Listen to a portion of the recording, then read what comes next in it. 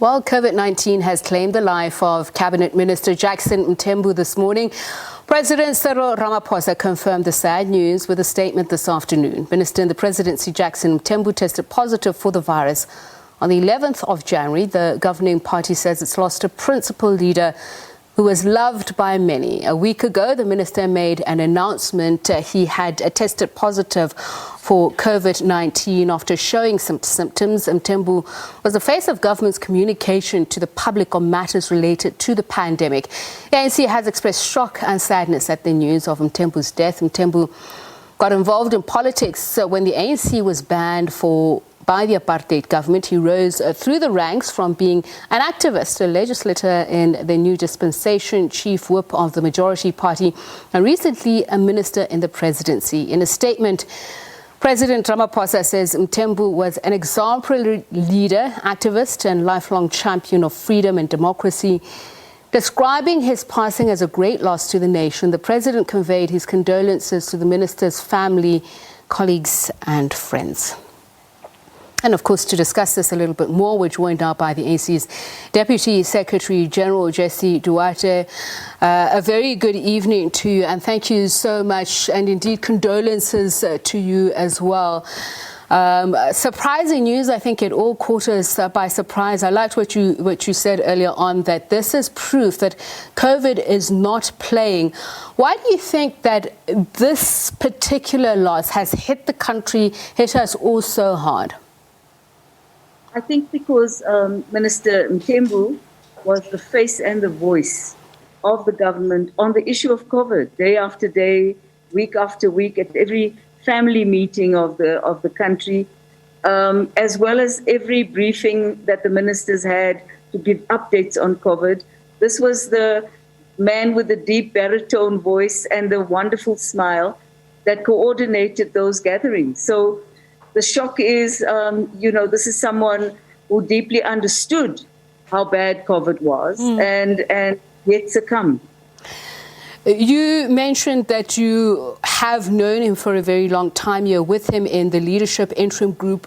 What was the importance of that, and how did that cement your relationship?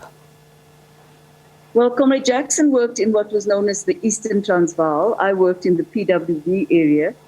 Our task before the unbanning of the ANC, as many would know, during the UDF times, was to make the country ungovernable.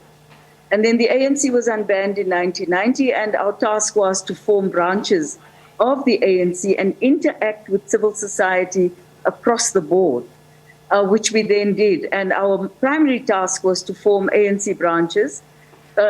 Comrade Jackson was a formidable organizer. He could bring together people who disagreed with one another over many issues and yet find common ground. So he had a remarkable gift of ensuring that people were able to sit down and talk in a reasonable manner. Even if they disagreed with one another, they could still talk, I think that was one of his gifts, yes. One of the things that I found about him was his humanity, and I think a lot of the public were able to see that from him. He could be both reserved and gregarious, but I want to go back to the humanity aspect of it. He was part of the ANC Caster Semenya Support Committee, and that was very important work for him with regards to human rights in this country. Comrade Jackson's belief in human rights goes back a long way. Remember that in what used to be the Eastern Transvaal, some of the most atrocious apartheid acts were committed. You might remember even way back before his time, things like slavery on the farms and so on. So he grew up in an area where human rights were frequently trampled upon and understood that one had to fight to get those back. So for Comrade Jackson, the issues around Kwashiorkor at the time, injustice, the role that the courts played. I recall him being very active in assisting us to criticize the role that the courts played, particularly the magistrates' courts, who never took anybody seriously. And black people's complaints were simply filed and not, in fact, really dealt with. So justice was an important issue for him, the notion of human rights and the rights of women. and gender rights. And I think that you mentioned the issue, him supporting Caster Semenya. He would have done so because of the unfairness that was perpetrated against her as a human being by the international sports federations. Just as a person, one of the things I admired about him also is what you see is what you got with Jackson Mthembu.